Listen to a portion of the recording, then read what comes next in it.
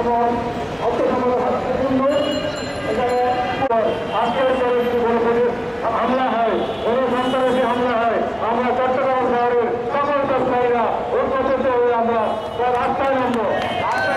রাস্তায় নামতে বাধ্য করবেন না। আমরা কোনো সন্ত্রাসীকে ভয় পাই না, আমরা ব্যবসা করি। ধন্যবাদ। আপনাদের এরপরে কর্মসূচি কি আছে?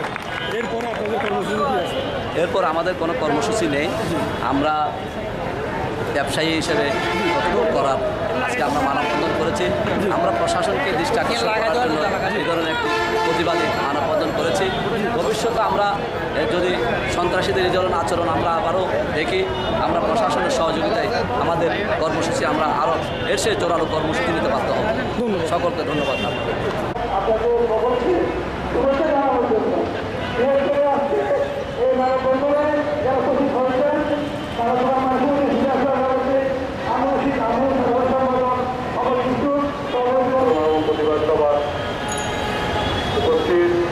বিভিন্ন মার্কেটের সম্মানিত সভাপতি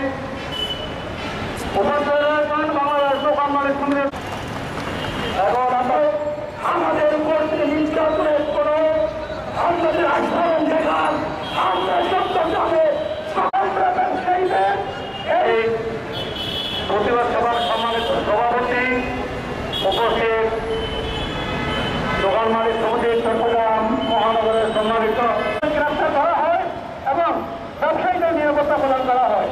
আমরা চাই শান্তিপূর্ণ ব্যবসা করার জন্য এই সরকার ব্যবসা বান্ধব সরকার মহানগরের মুক্তিবন্ধ এবং বিভিন্ন সম্মানিত সভাপতি সদস্য মুক্তিবন্ধ শপিং সেন্টারের সম্মানিত ব্যবসায়ী মানববন্ধনের সম্মানিত সভাপতি উপস্থিত বাংলাদেশের মালিক সমিতি তথা মহানগরের সাধারণ সম্পাদক।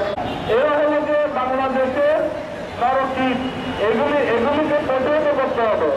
এগুলিকে প্রতিহত করে আমাদের ব্যবসায়িক বান্ধব পরিবেশ সৃষ্টি করতে হবে। যেহেতু সময় সংযুক্ত ঘটিয়েছে এখানে কিশোর গ্যাং মার্শাল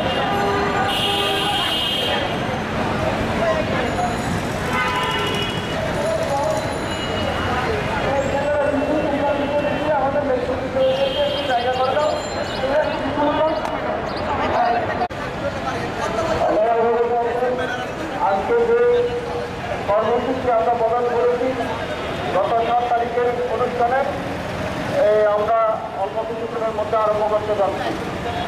আজকে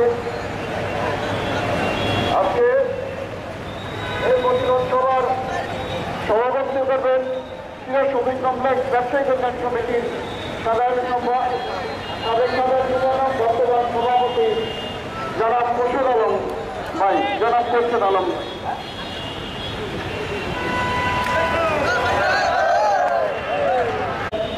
বাংলাদেশ দোকান মালিক সমিতি চট্টগ্রাম মহানগর শাখার সম্মানিত সভাপতি, রাজু বিভাগের ব্যবসায়ী কল্যাণ সমিতি গণিত সমিতির সভাপতি জনাব সালাবত আলী সাহেব আমাদের মধ্যে উপস্থিত হয়েছেন। বাংলাদেশ দোকান মালিক সমিতি চট্টগ্রাম